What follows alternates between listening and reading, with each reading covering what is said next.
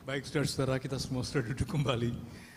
Bersyukur kepada Tuhan karena saya percaya hanya dalam anugerahnya kita hari ini bisa bersama-sama beribadah. Dan senang sekali hari ini bisa bersama-sama saudara di GKI Palembang kebaktian kedua untuk kita bersama-sama melayani Tuhan dan juga mendengarkan firman Tuhan bersama-sama. Saudara, saat saya memberitakan sebetulnya bukan hanya saudara yang dengar, saya juga dengar saudara ya. Nah, ini satu kesempatan di mana kita bersama-sama merindukan kebenaran firman Tuhan itu sendiri. Saudara, hari ini kita akan fokus kepada satu tema, yaitu pelayanan yang berpusat pada Kristus. Saya kira kita tidak terlalu asing lagi dengan kata pelayanan ya. Namun barangkali pemahaman kita tentang pelayanan itu bisa berbeda satu dengan yang lain. Saudara, mari kita berdoa dan kita memohon kepada Tuhan, tenangkan hati kita. Kita mau sungguh-sungguh rindu apa yang Tuhan ingin katakan kepada kita. Ya Tuhan, terima kasih untuk waktu dan kesempatan ini karena kami percaya hanya dalam saat kami datang dan kami rindu mendengar firman-Mu, Engkau berkenan berbicara kepada kami. Biarlah saat ini adalah saat di mana kami kembali mendengar suara-Mu Tuhan.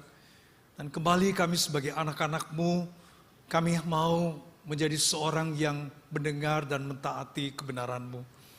Hamba-Mu dalam segala keterbatasan dan kekurangannya memohon anugerah-Mu demi anugerah menopangnya. Dan jadikan saat-saat ini menjadi satu kesempatan firman-Mu diberitakan dan berkat-Mu Engkau curahkan. Terima kasih Tuhan. Biarlah Engkau menyentuh, menjamah hati kami dengan pertolongan Roh-Mu yang kudus, memimpin kami masuk ke dalam kebenaran firman-Mu. Di dalam nama anak-Mu Yesus Kristus kami mengalaskan doa dan permohonan kami. Amin. Saya tidak tahu apakah yang ada di benak saudara pada waktu kita berbicara tentang pelayanan. Ya. Misalnya saya katakan, saudara hari ini pasti punya gambaran seperti ini. Yang melayani itu adalah yang tadi berdiri depan ini saudara ya. Yang tadi melayani sebagai pemusik, liturgi, dan juga mereka yang melayani dalam penyambutan tamu. Barangkali saudara berpikir hari ini saya tidak melayani, karena saya hanya sebagai seorang yang datang beribadah. Benar enggak itu kira-kira saudara ya, pikiran seperti itu?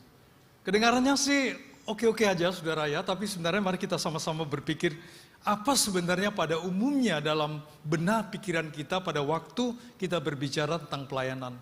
Barangkali suatu kesempatan di mana kita berpikir bahwa pelayanan itu pasti ada kaitannya dengan kepengurusan ya. Kalau saudara terlibat dalam kepengurusan tertentu, saudara akan berpikir saya melayani. Kalau sudah tidak lagi jadi pengurus apapun, tidak jadi majelis gereja, tidak menjadi orang-orang yang terlibat dalam pelayanan, saya sementara istirahat tidak melayani. Benar enggak kira-kira pemikiran itu ya? Kita coba nanti akan bersama-sama simak ya. Saudara, barangkali kita juga berpikir pelayanan itu harus berkaitan dengan satu kegiatan-kegiatan yang nyata sekali di depan umum itu sebagai seorang yang menjangkau dan seorang yang bisa menjadi berkat. Katakanlah itu aksi sosial ya. Saudara, aksi sosial ini sering sekali-sekali gereja lakukan. Saudara, saya kira bukan hanya agama Kristen yang melakukan aksi sosial, banyak juga masyarakat pada umumnya, baik orang yang tidak percaya pun mereka melakukan aksi sosial. Bahkan kadang-kadang aksi sosial itu dikaitkan dengan sedekah ya. Sesuatu yang barangkali kita jarang lakukan, bahkan sebagai orang Kristen. Saudara, kalau seandainya kegiatan-kegiatan sosial itu hanya dikaitkan dengan satu kegiatan semata-mata, tidak ada maksud yang lain. Lalu saudara, orang-orang yang kita layani itu bertanya, mengapa sih hari ini saya diberikan pelayanan seperti ini? Pemikiran kita, saudara, pasti berkaitan dengan program gereja ya, yang melakukan aksi sosial. Biasanya sih kita tidak terlalu pedulilah dengan lingkungan kita. Tapi ini karena program gereja, kita ingin supaya program ini berhasil ya. Jadi saudara-saudara, kita lebih banyak melayani program daripada kita sungguh-sungguh mengasihi orang yang kita layani. Dimanapun saudara kita berada, kadang-kadang sering sekali pemikiran kita itu hanya kepada acara dan kegiatan yang harus menjadi satu program yang berhasil. Nah, itu yang menjadi konsentrasi kita. Nah, saudara-saudara, kadang-kadang kita berpikir pelayanan itu dikaitkan sesuatu yang sifatnya gerejawi. Apa itu kira-kira pelayanan sifatnya gerejawi? Itu pelayanan yang berkaitan dengan pokoknya 2 jam aja lah kira-kira di gereja ya. Jangan terlalu lama di gereja, kalau kelamaan kebaktian jadi boring juga seperti itu. Dan kita kebanyakan hanya berpikir ya seminggu sekali lah atau sebulan sekali. Nah saudara-saudara, bagaimana kalau kita pulang ke rumah saudara-saudara? Apakah yang tidak kaitan dengan gereja itu bisa dikatakan pelayanan? Contoh saudara pulang ke rumah, saudara lihat suami atau istri lagi letih sekali. Lalu saudara katakan, oke, kamu istirahat ya, saya yang bantu kamu hari ini yang cuci piring misalnya ya. Sekarang mana ada ibu-ibu cuci piring ya, udah jarang banget ya. Atau suami baru pulang kerja, letih sekali, istri mengatakan, kamu istirahat ya, saya udah siapin kamu makanan. Ya, barangkali sedikit dipijet-pijet ya pundaknya, lagi capek banget gitu ya. Kemudian suami merasa begitu aman dan begitu nyaman di rumah ya. Dia tidak merasakan itu di kantor, saudara-saudara ya. Repot juga ya kalau di kantor banyak yang suka melayani seperti itu ya. Bahkan pelayanan lebih bagus dari di rumah. Nah itu akan jadi masalah ya. Tapi saudara-saudara, kalau saudara di rumah itu terjadi seperti itu saudara, tanpa saudara barangkali harus manggung di depan, itu pelayanan saudara-saudara. Pada saat saudara tahu anak saudara lagi frustrasi karena dia gagal ujian, dia tidak lulus, saudara cuma ngomelin dia, masak anak papa, anak mama seperti ini ya. Padahal papanya dulu juga sering tidak lulus sih saudara ya. Cuma kadang-kadang kita itu selalu menganggap orang lain itu harus baik, sesuai kita punya harapan gitu ya. Nah saudara-saudara, kalau misal orang tua itu katakan tidak apa-apa, kamu besok akan lebih baik, belajar lagi, usahakan lagi. Anak itu tidak bodoh saudara-saudara, tapi mungkin dia gagal karena barangkali dia tidak intens belajarnya. Banyak hal saudara, penghiburan-penghiburan yang kita berikan kepada keluarga kita dari keluarga itu satu pelayanan. Saudara melihat tetangga ada kesulitan ya, tiba-tiba ada yang sakit, kemudian sang istri atau sang suami harus pergi ke rumah sakit menemani keluarga yang sakit, anak tidak ada yang jaga, tidak ada yang beri makanan, lalu kita berkata kepada tetangga, katakan, anak kamu ke rumah saya aja, biar makan di rumah sama anak-anak saya. Pernah enggak itu dilakukan saudara-saudara ya? Saudara, kita sering mengajak orang ke gereja begitu sulit sekali. Saudara, berapa kali kebaktian kalau ditanya ada enggak yang baru datang? Saudara, syukur-syukur kalau ada 1, 2 saudara ya. Kebanyakan sih enggak ada saudara-saudara ya. Ya semua rajin beribadah, cuma kurang rajin bawa orang ke gereja saudara. Karena sulit sekali kita ngajak orang ke gereja. Tapi pada waktu saudara pernah melayani tetangga saudara dengan baik, saya kira pada suatu hari pada waktu saudara ajak dia ke gereja, dia kemungkinan bisa sungkan saudara, dia merasa ini orang gereja baik banget ya. Tidak seperti biasanya ya, dia mau membantu pada saat-saat kita kesulitan. Saudara, kita pernah mengalami kesulitan dan betapa kita merindukan ada orang yang menolong kita. Tapi saudara, di tengah-tengah kehidupan yang sulit ini, sulit sekali kita menemukan orang yang rela melayani. Lebih banyak orang yang mau dilayani. Saudara, kadang-kadang kita juga berpikir pelayanan itu berkaitan dengan jadwal pelayanan. Jadi jadwal itu dikaitkan dengan minggu ini saya bertugas, saya melayani. Kalau enggak bertugas gimana? Ya enggak gitu ya, enggak melayani ya. Nah saudara, hal-hal yang seperti ini kadang-kadang simple sekali, tapi pikiran kita itu ada something wrong yang perlu kita benahin di situ ya. Apakah pelayanan itu hanya karena jadwal? Atau ada sesuatu yang dikaitkan lebih daripada hal itu? Saudara, kadang-kadang lebih khusus lagi kalau kita itu berpikir, saya harus ikut misi-misi, keluarlah pelayanan penginjilan. Tapi saudara-saudara, sebenarnya misi penginjilan itu setiap hari ada dalam hidup kita. Pada waktu saudara di kantor, pada waktu saudara di tengah-tengah kehidupan masyarakat, di marketplace, kesempatan ketemu dengan rekan-rekan yang saudara bekerja sama, orang-orang yang orientasinya tidak jauh dari saudara setiap hari, tidakkah mereka itu menjadi kesempatan bagi saudara untuk beritakan Injil kepada dia? Tapi kita pikirnya itu nanti pada waktu kegiatan itu saja. Nah saudara, saya coba menggelitik pemikiran kita tentang masalah pelayanan itu saudara. Saudara, saya berpikir sekian puluh tahun GKI Palembang itu hanya sebagai gereja yang ya bersyukur sekali ada satu pos ya. Ada satu pos penginjilan, bener gak ya? Satu ya. Ya di Kebun Jeruk kalau tidak salah ya. 2, aduh luar biasa. Saya ketinggalan zaman ini ya, kelupaan satu ada dua. Tapi sebenarnya GKI Palembang itu bukan hanya 2 pos. Kalau jemaat Palembang itu ada kurang lebih, GKI Palembang itu ada 500 orang lah. Belum nyampe ya. Udah 500 orang ya. Lalu saya akan berkata, GKI Palembang itu ada 500 pos. Saudara percaya tidak? Karena saudara adalah pos P itu. Di mana saudara berada, saudara ada pos P itu. Jadi sebenarnya saudara-saudara kita berbicara tentang pelayanan itu kita berkaitan dengan sesuatu yang sehari-hari saudara. Hari ini saudara datang beribadah jangan berpikir bahwa saya termasuk orang yang belum melayani. Saudara belum melayani itu tepat sekali pengertian, belum. Tapi lebih tepat saudara adalah barangkali orang yang tidak terlibat dalam pelayanan sehari-hari.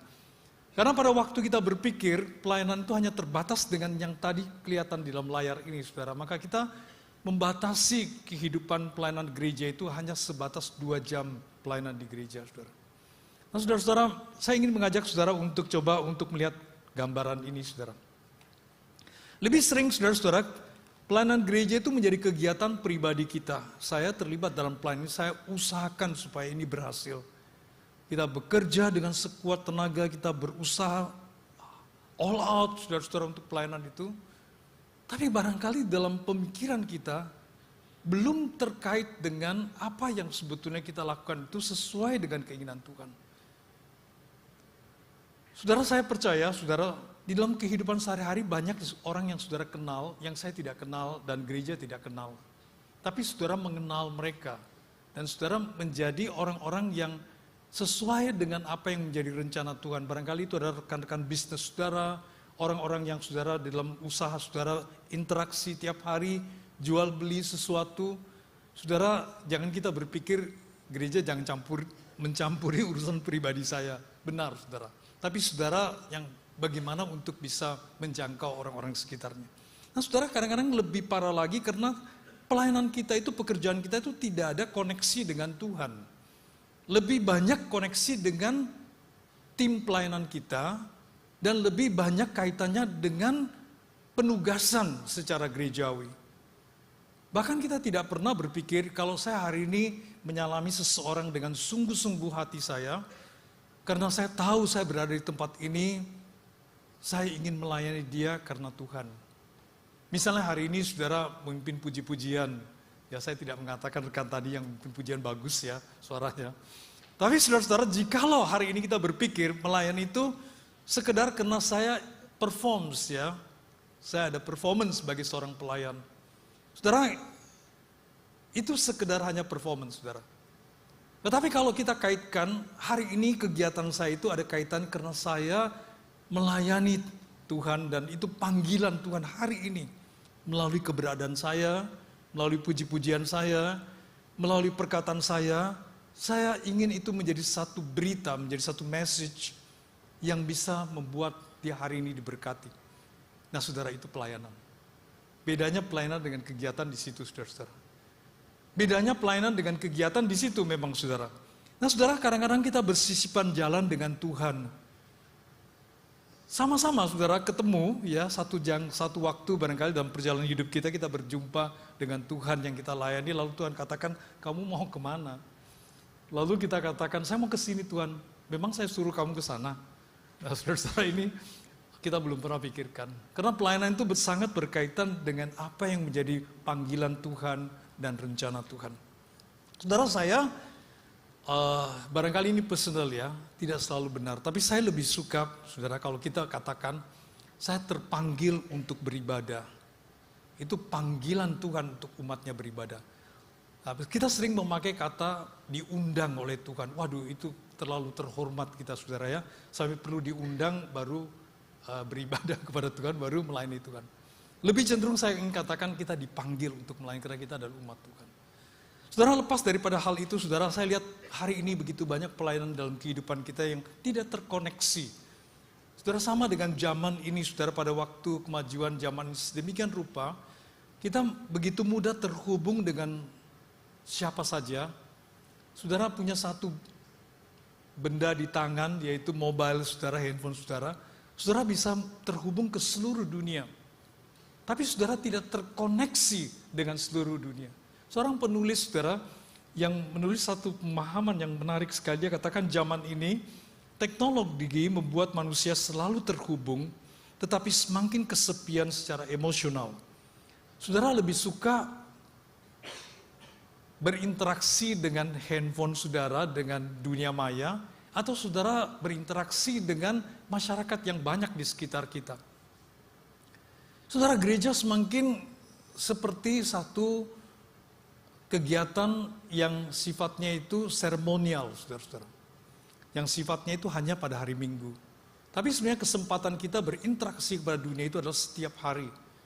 Tapi kita tidak terkoneksi, apalagi saudara kita lebih banyak konsentrasi kepada sesuatu yang sifatnya itu lebih aman. Saudara kalau main media sosial atau ikut di dalam sesuatu kegiatan yang dikaitkan dengan apa yang saudara jadikan favorit saudara, itu lebih aman rasanya daripada berinteraksi dengan orang lain, bisa salah pendapat, bisa salah paham, dan bisa juga berargumentasi.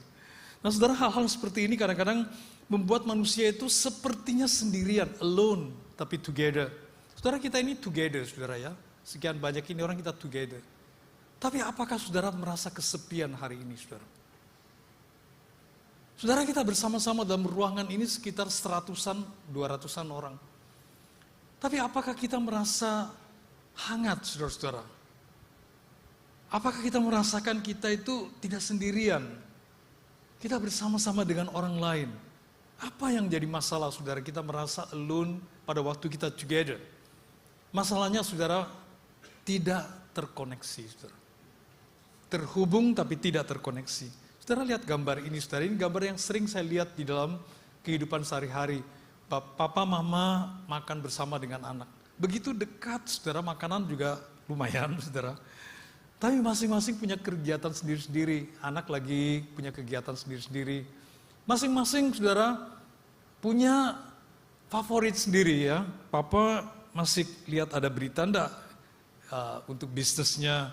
Mama juga mikir-mikir, lagi connect dengan ibu di RT RW barangkali ya. Kalau masih ada hubungan kayak seperti itu. Tapi saudara-saudara sering tidak terhubung, saudara. Terhubung tapi tidak terkoneksi. Begitu dekat jarak mereka, tapi saudara-saudara mereka tidak berkomunikasi. Tidak terkoneksi.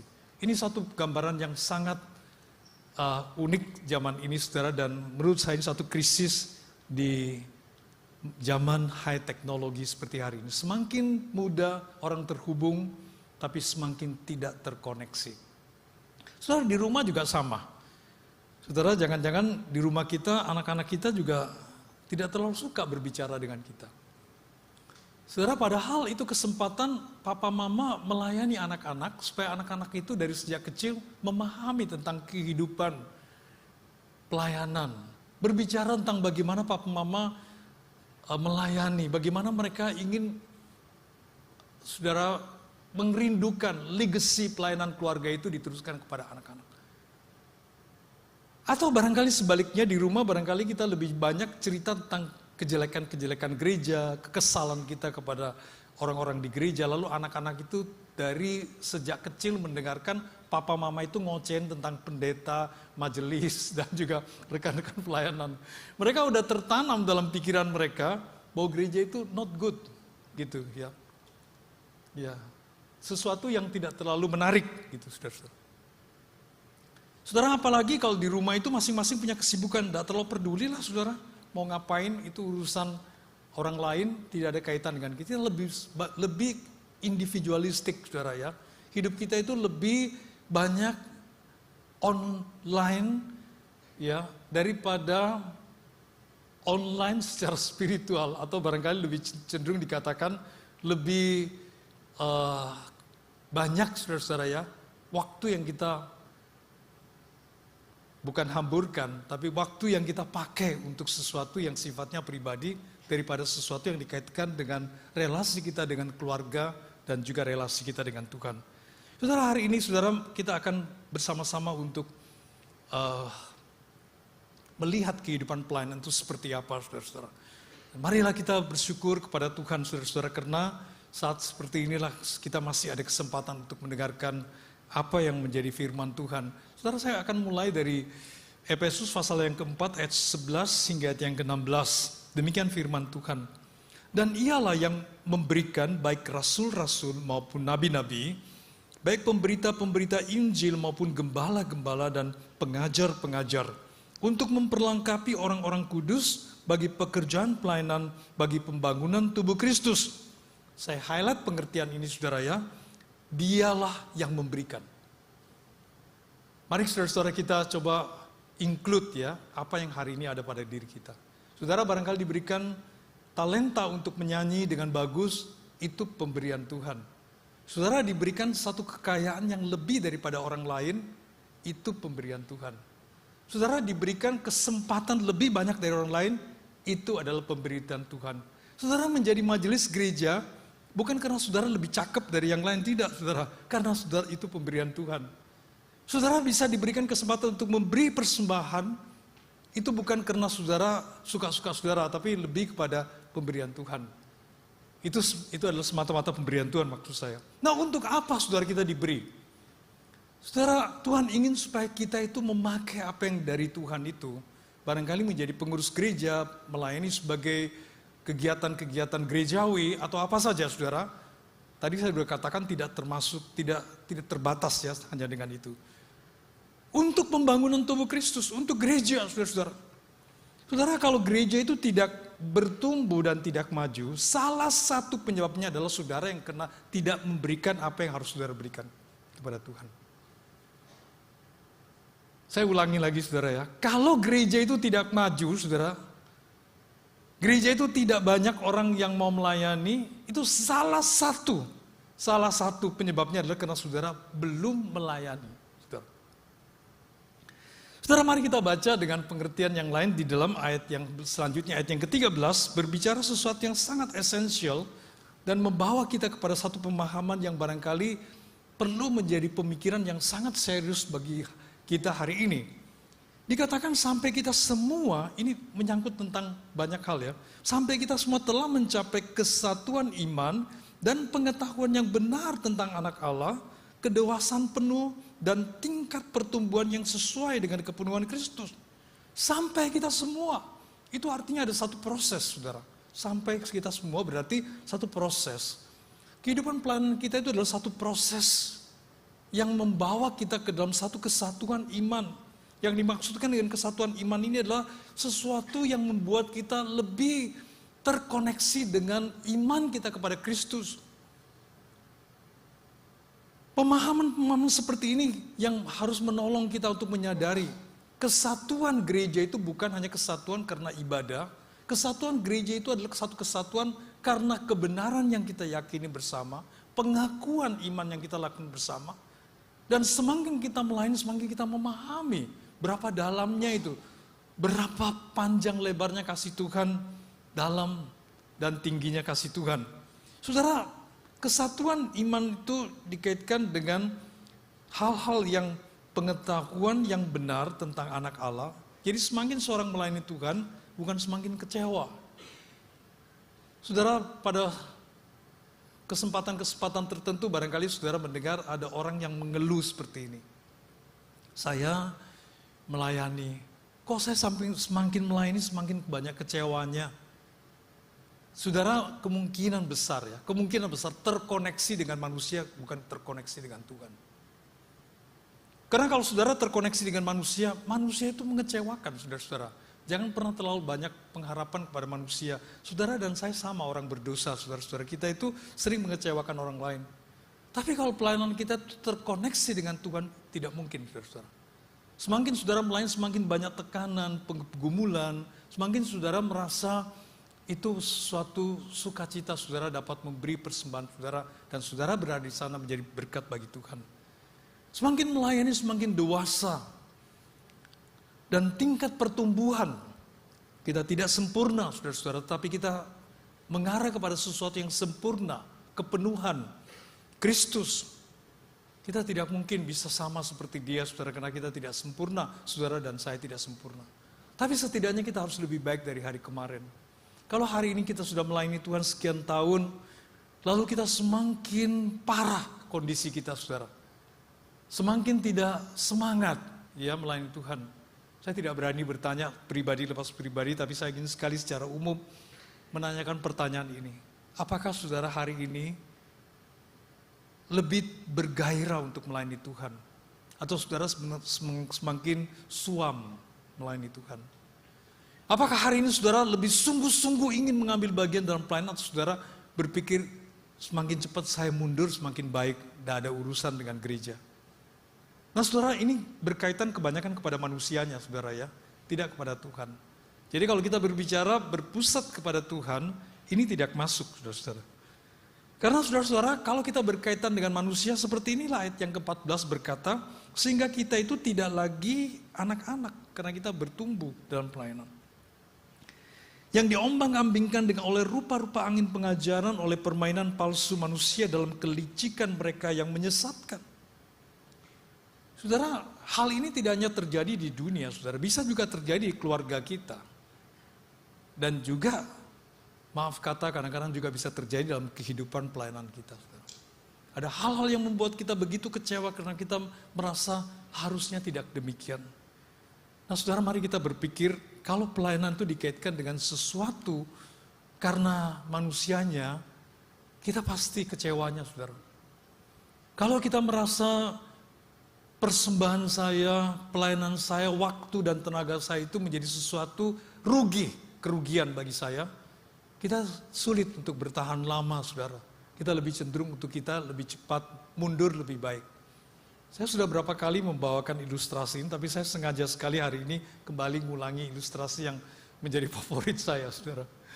Saudara, dikaitkan dengan seorang anak sekolah minggu yang ke sekolah minggu diberikan 2 lembar uang oleh mamanya. Mamanya berpesan kepada anak-anak itu, ini ya, yang satu untuk Tuhan, yang satu untuk kamu ya. Kamu terserah mau jajan apa sajalah di kantin gereja. Tapi yang satu ini persembahan ya, ingat ya, tidak boleh kamu pakai ya, ini untuk Tuhan. Anak itu ke sekolah minggu, saudara, dia berjalan kaki karena rumahnya tidak terlalu jauh dari gereja. Tapi saudara, di tengah jalan itu salah satu uangnya itu hilang, saudara, ya, jatuh, tidak tahu kemana, tapi hilang lah pokoknya. Saudara, waktu anak itu sadar uangnya tinggal satu, dia kaget sekali, saudara. Ini mamanya tadi pesen ya, satu untuk Tuhan, satu untuk dia. Dia mikir-mikir gimana ya, sekarang tinggal satu ini. Tapi kemudian dia ambil keputusan sesuai dengan pemikirannya dia. Dia katakan, untung yang hilang itu punyanya Tuhan, bukan punyanya saya ya. Saudara-saudara, jadi sebenarnya tidak ada masalah dia bisa jajan karena hilang, saudara ya. Kadang-kadang kita berpikir melayani Tuhan itu sesuatu kerugian.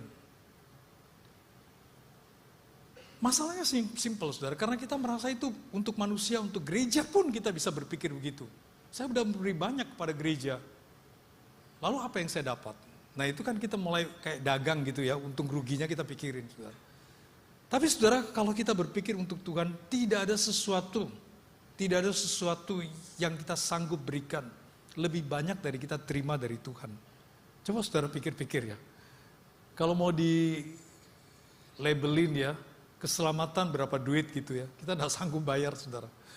Karena terlalu mahal, terlalu luar biasa ya anugerah Tuhan itu, sehingga tidak ada satu apapun dalam hidup saya yang saya miliki yang seimbang dengan anugerah Tuhan dalam hidup ini. Saudara, sesuatu yang kadang-kadang kita tidak rela itu karena kita ada perhitungan. Saudara siapa yang pernah ke GKI Mangga Besar di sini? Oke, puji Tuhan ya, rupanya banyak ya. Ya, yang di atas ada yang sudah pernah ke GKI Mangga Besar? Oh, rupanya yang di atas tidak ada yang angkat tangan ya. Nah saudara, tapi saya yakin banyak di antara saudara yang pernah lah ke GKI Mangga Besar. Saudara, saya ingin highlight satu benda di GKI Mangga Besar. Lain kali kalau saudara ke GKI Mangga Besar, cobalah dekat-dekat melihat dia, karena itu ada sejarah yang menarik. Piano gereja, saudara. Piano gereja kita itu unik sekali, itu sesuatu piano yang termahal barangkali di ukurannya, saudara. Wah, besar sekali. Karena kayaknya ada 3-4 meteran lah kira-kira panjangnya. Dan piano itu hanya yang cukup untuk ruangan gereja yang begitu besar. Saudara, tapi itu berasal dari kedutaan Jerman, saudara. Satu hari mereka mau jual, entah apa sebabnya, tapi masih bagus sekali dan itu second hand. Saya tidak berani kasih tahu saudara berapa harganya kalau yang baru ya. Tapi ini yang second aja 600 juta, saudara. Pernah kepikir enggak? Waduh, kemahalan Pak, kalau kasih Tuhan jangan banyak-banyak begitu. Ya, 100 boleh lah Pak, kalau 600 mah piano aja susah. Yang murah aja Pak, kasih gereja gitu ya. Barangkali kita berpikir, tapi ini kita mau yang beri yang terbaik saudara, karena untuk pelayanan. Sama dengan Maria yang mempersembahkan minyak narastu itu ya. Kita berpikir terlalu mahal lah gitu, tapi Yesus katakan dia lakukan untuk saya.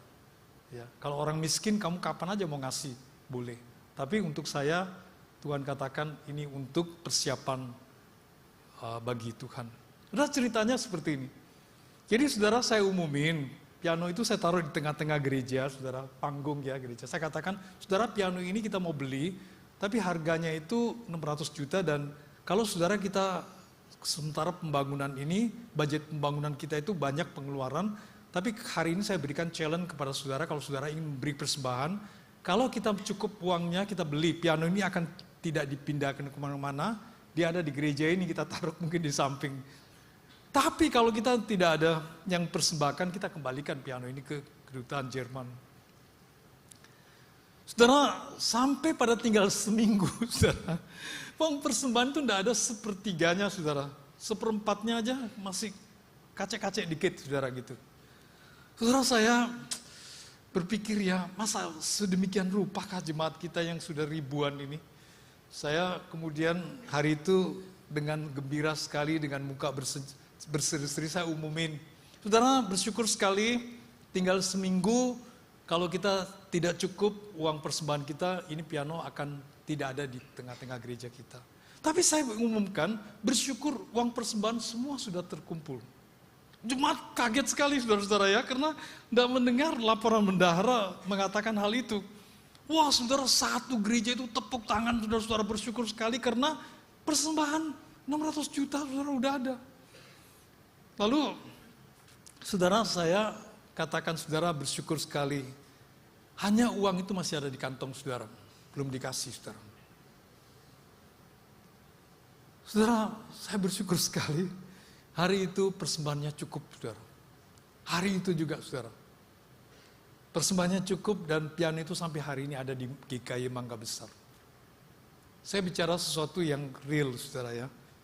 Sesuatu yang sehari-hari, bukan berapa banyak uang yang kita persembahkan. Saudara, sekali lagi, apakah kita berpikir persembahan itu kerugian bagi kita atau kita berkata ini kesempatan. Saya ingin memberikan persembahan saya kepada Tuhan. Saya tidak berbicara uang ya saudara, saya berbicara tentang pelayanan saudara-saudara. Barangkali pelayanan itu tidak selalu dikaitkan dengan persembahan uang saudara, tapi menjadi sesuatu yang barangkali waktu saudara. Saudara, saya berpikir Tuhan itu tidak pernah kekurangan saudara. Tapi kalau Tuhan memberikan kesempatan kita untuk melayani dan memberi, itu adalah pelayanan bagi kita dan kesempatan bagi kita. Ayat yang ke-15 saudara. Tetapi dengan teguh berpegang pada kebenaran ya, jadi tidak sembarangan, di dalam kasih kita bertumbuh dalam segala hal ke arah Dia Kristus yang adalah kepala.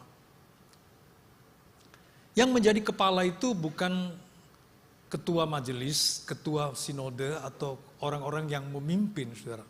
Yang menjadi kepala itu adalah Kristus. Siapapun kita yang melayani dalam jabatan apapun, kita adalah pelayan saudara-saudara. Kita adalah orang yang melayani. Dan padanyalah seluruh tubuh yang rapi tersusun dan diikat menjadi satu oleh pelayanan semua bagiannya, sesuai dengan kadar pekerjaan tiap-tiap anggota, menerima pertumbuhannya dan membangun dirinya dalam kasih. Artinya saudara-saudara, pada waktu kita melayani, ada satu pembangunan yang begitu penting harus terjadi dalam hidup kita. Adalah pembangunan kasih saudara. Kalau saudara semakin melayani, semakin benci orang, atau semakin dibenci orang, kemungkinan juga. Nah saudara-saudara, itu kemungkinan saudara, something wrong dengan kita punya tujuan pelayanan itu sendiri. Saudara, mari kita coba cari kesimpulan yang singkat sekali. Ada 4 hal menjadi inti atau pembahasan di dalam ayat-ayat yang kita baca tadi. Yang pertama, jangan lupa saudara-saudara, apa yang ada pada saudara itu pemberian Tuhan. Kesempatan untuk melayani itu adalah pemberian Tuhan, karena Dialah yang memberikan baik rasul-rasul, baik pengajar-pengajar maupun pelayan-pelayan, itu dari Dia. Jadi bukan karena kita terlalu bagus sehingga kita melayani. Tidak, saudara. Itu anugerah Tuhan. Dan target pelayanan itu sendiri bukan pekerjaan itu menjadi prestasi kita. Wah, waktu dulu ya saya melayani sebagai usher misalnya. Maaf sekali kalau hari ini ada usher ya. Dulu saya melayani sebagai usher, pokoknya orang yang datang ke gereja itu pasti terhibur dengan senyuman saya. Ya. Saya senyumnya paling cakep lah gitu ya. Jadi saya melayani dengan begitu. Saudara, bukan itu saudara. Walaupun itu kita butuhkan juga ya. Jangan saudara melayani dengan muka masem di depan, tentunya tidak begitu. Cuma maksud saya, saudara, dalam melayani itulah kita bertumbuh dewasa dalam kehidupan rohani kita. Kita semakin dewasa. Saudara, semakin kita melayani semakin dewasa, dan itu target pelayanan itu adalah kedewasaan kita. Kita semakin mengenal anugerah Tuhan di tengah-tengah pergumulan hidup ini, semakin mengenal Tuhan di tengah-tengah banyak permasalahan yang kita alami dalam hidup ini. Dan saudara-saudara, kita tahu, dialah yang kita layani adalah kepala gereja itu, saudara ya. Kita adalah pelayan-pelayannya. Dan tujuan pelayanan itu sendiri adalah sesuatu yang berkaitan dengan kepenuhan yang ada di dalam Kristus. Saya coba highlight aja beberapa poin ini, saudara. Tadi kita telah mendengar. Arahan itu penting banget, saudara-saudara ya. Kalau arahan kita itu tadi beda dengan arahan Tuhan, kita tidak akan mengalami semua yang dikatakan dalam kebenaran firman Tuhan ini. Barangkali kita sudah bersisipan jalan dengan Tuhan, saat kita sadar tentang hal itu, kita berbalik arah kita, berjalan bersama dengan Tuhan. Pelayanan sendiri itu tidak mungkin membuat kita burn out, saudara. Tidak membuat kita kecewa, tidak membuat kita putus asa. Kalau membuat kita seperti itu, berarti itu ada sesuatu yang perlu kita benahin. Saudara, kita sebagai pelayan pekerja Tuhan, kita juga kadang-kadang bisa kepingin punya prestasi. Dihargai orang lain. Manusia sekali, saudara. Manusiawi sekali maksud saya. Kadang-kadang kita juga kepingin pelayanan saya itu bisa dilihat oleh orang lain. Orang tahu, oh itu dia yang melakukan, memang dari dulu dia bagus kok gitu ya. Kita memang suka sekali, saudara. Memang manusia itu seperti itulah. Tapi saudara-saudara, yang sesungguhnya yang membuat kita itu bersyukur karena kita berjalan dengan Tuhan. Saudara, saya coba menyimpulkan kehidupan pelayanan saya sekian tahun. Saudara, kalau saya ingin mengulangi semuanya pelayanan yang pernah saya jalani dalam hidup saya jujur harus mengakui banyak yang saya harus koreksi, saudara. Karena saya tidak sempurna. Saya bisa berkata-kata keliru, saya juga bisa salah mengambil keputusan, dan salah bertindak. Tapi saudara, kalau saya perhitungkan semua itu di dalam anugerah Tuhan, saudara, saya kira kita tidak perlu ulangin, karena baik kita berhasil maupun kita gagal, itu terhitung dalam satu pengertian anugerah Tuhan. Saudara, ini satu perspektif yang penting sekali kita miliki, saudara, dalam kehidupan pelayanan saya. Saudara, pekerjaan Tuhan itu kita hanya sebagai alat di tangan Tuhan untuk bekerja. Saya simpulkan dengan dua kata bahasa Inggris ya. God's work, God works ya. God apostrophe S, God's, milik Tuhan ya, pekerjaan Tuhan. God works, Tuhan bekerja. Kalau God's work, I work, itu pasti tidak tahan lama, saudara-saudara. Karena kita terbatas banget, kita sangat terbiasa dengan diri kita yang tidak sempurna ini. God's work, God works. Menoleh ke belakang, saudara, saya hanya melihat satu hal, saudara.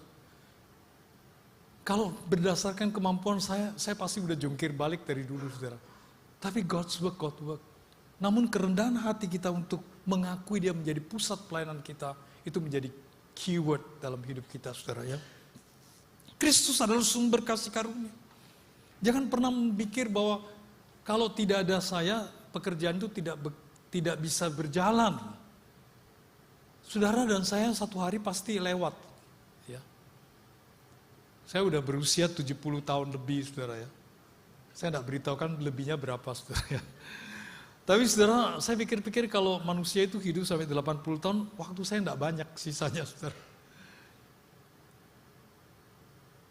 Tapi saudara ada atau saudara tidak ada, saya ada, tidak ada, tidak masalah, saudara-saudara.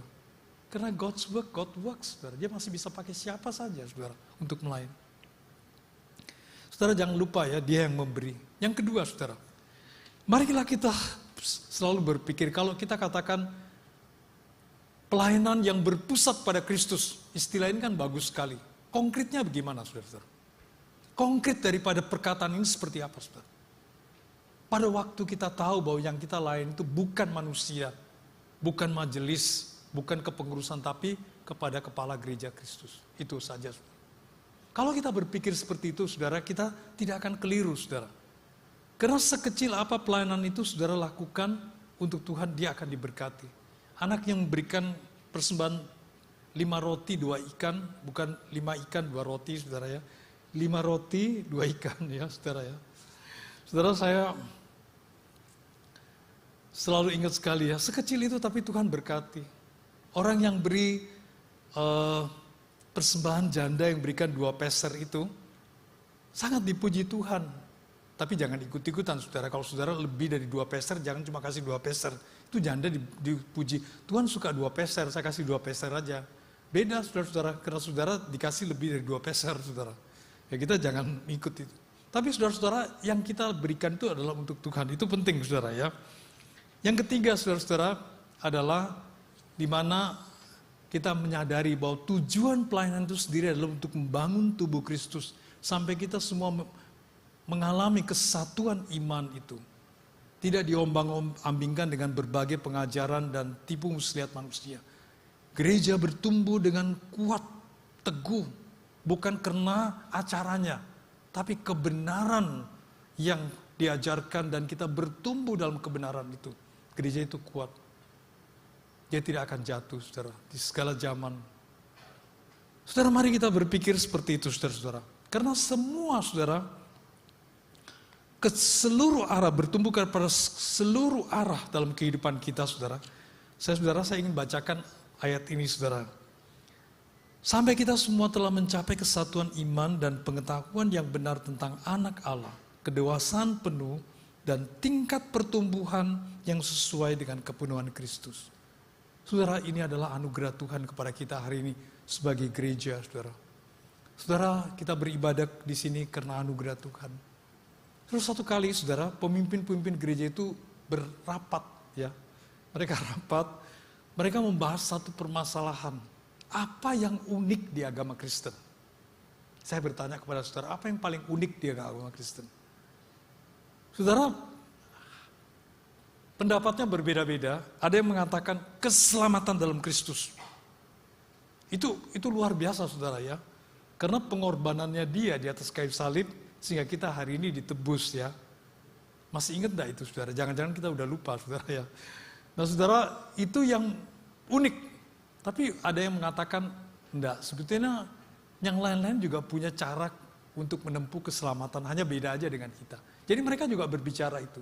Jadi di kita ada, di mereka juga ada, karena sama-sama berbicara keselamatan hanya berbeda aja. Lalu ada yang berkata demikian, perbuatan baik orang Kristen. Wah saudara, kita kalah banyak kadang-kadang ya dibandingkan dengan orang-orang yang lebih banyak berbuat baik karena untuk mendapatkan kebajikan. Kita yang sudah menerima kebajikan, barangkali tidak banyak berbuat baik seperti mereka yang belum terima karena mereka mau berbuat baik untuk mendapatkan kebajikan. Lalu ada yang mengatakan yang paling unik di agama Kristen itu kasihnya. Tapi saudara, kita harus jujur mengatakan kadang-kadang kita juga berantem, saudara-saudara. Di rumah juga berantem, di gereja juga apalagi, saudara. Banyak juga masalah-masalah seperti itu. Jadi saudara, kasih itu bukan terlalu unik bagi kita. Mereka juga bicara kasih. Apa kira-kira yang paling unik, saudara? Ada yang mengatakan satu perkataan dan itu tepat. Anugerah, saudara. Tidak ada satu keyakinan di dunia ini berbicara anugerah. Artinya, saudara-saudara, kita bukan dengan jasa dan kebaikan kita untuk mendapatkan keselamatan. Karena kita tidak layak, saudara-saudara. Saudara dan saya tidak layak. Kita mendapatkan itu karena anugerah Tuhan. Kalau hari ini, saudara-saudara, kita melihat kehidupan kita dengan segala keberadaan kita dari sudut pandang perspektif anugerah Tuhan. Hari ini, saudara, kita akan bersyukur sekali masuk dan pulang nanti ke gereja. Tidak ada hal yang terlalu memberatkan hati kita, membuat kita merasa dirugikan, kalau kita menyadari bahwa kita yang tidak layak ini sudah menerima anugerah Tuhan. Itu tidak ada, saudara. Di dunia tidak berbicara anugerah. Di dunia bicara tentang take and give. Di dunia berbicara kamu berbuat baik, saya berbuat baik. Jangan pernah menyakiti saya. Kalau kamu menyakiti saya lebih parah lagi bisa menyakitin kamu. Itu dunia, saudara.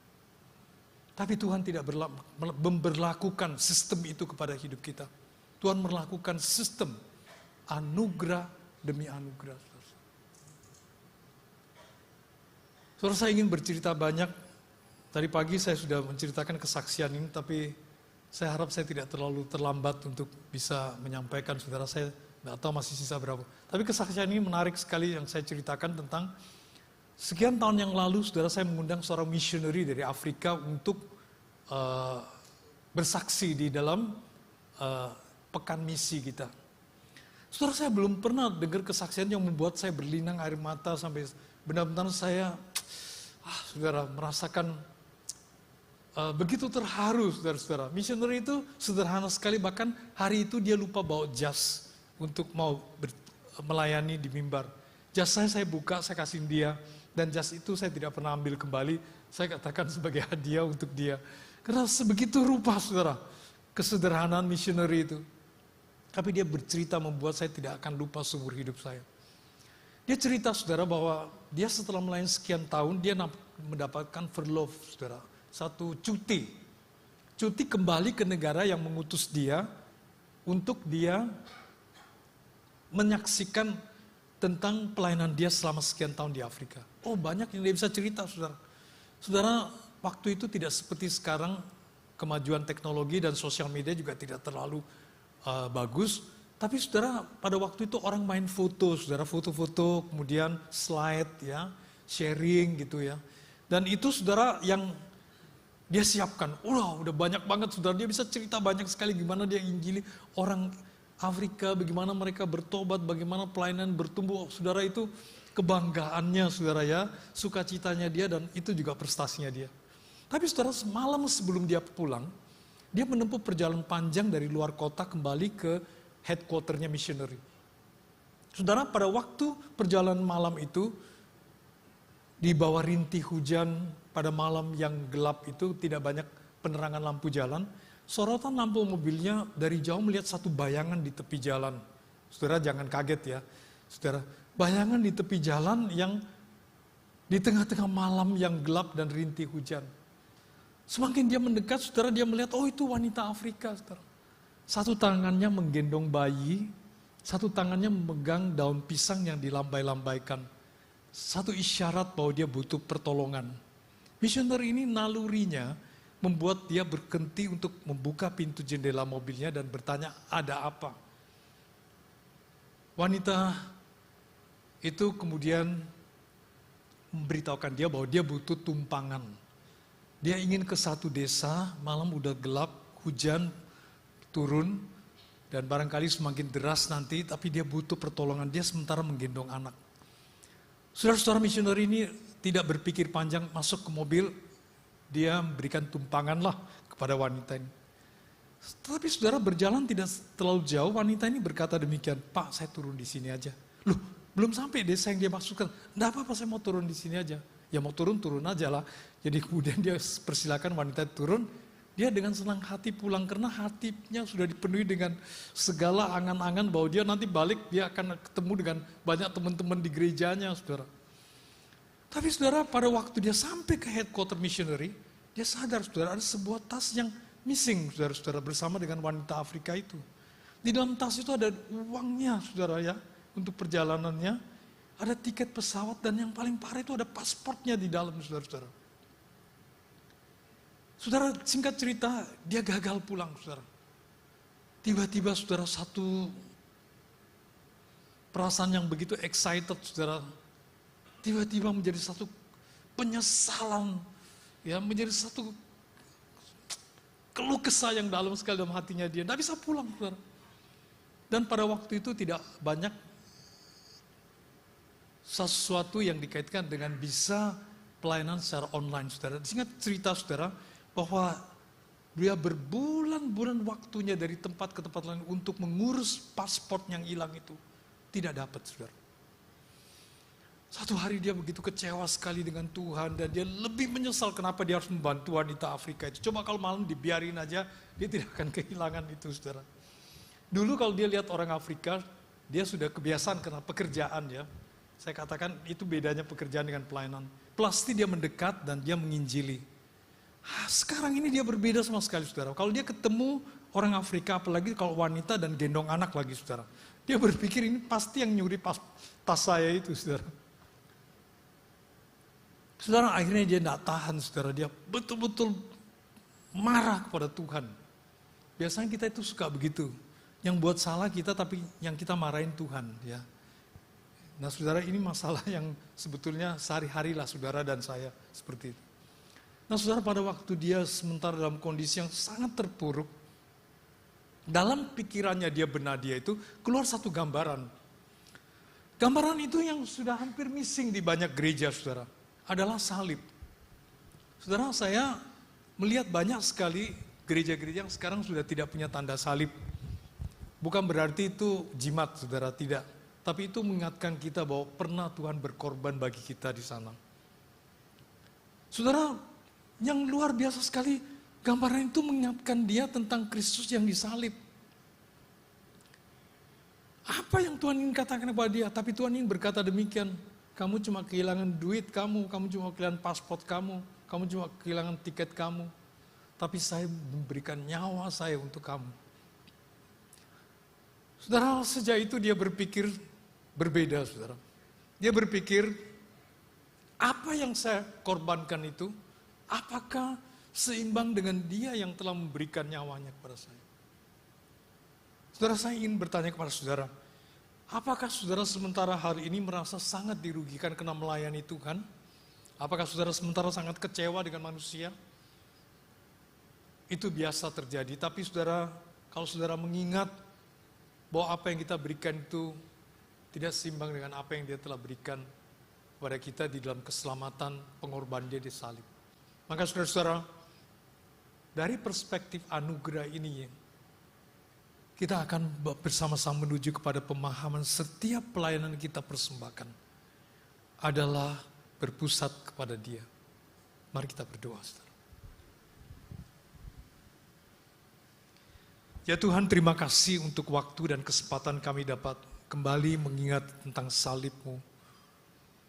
Dan sungguh-sungguh bersyukur karena tidak ada seorang pun di antara kami yang tidak terguncang hati kami saat kami mengingat bahwa kami yang tidak layak sudah dilayakkan di dalam keselamatan, dalam anugerah. Bahwa kami dekat kepadamu ya Tuhan untuk selalu mengingat pengorbanan-Mu. Tolong kami Tuhan untuk merubah perspektif pelayanan kami dari kegiatan menjadi pelayanan. Dari kekecewaan membawa kami bersyukur karena anugerah-Mu yang membuat kami hari ini sebagaimana kami ada.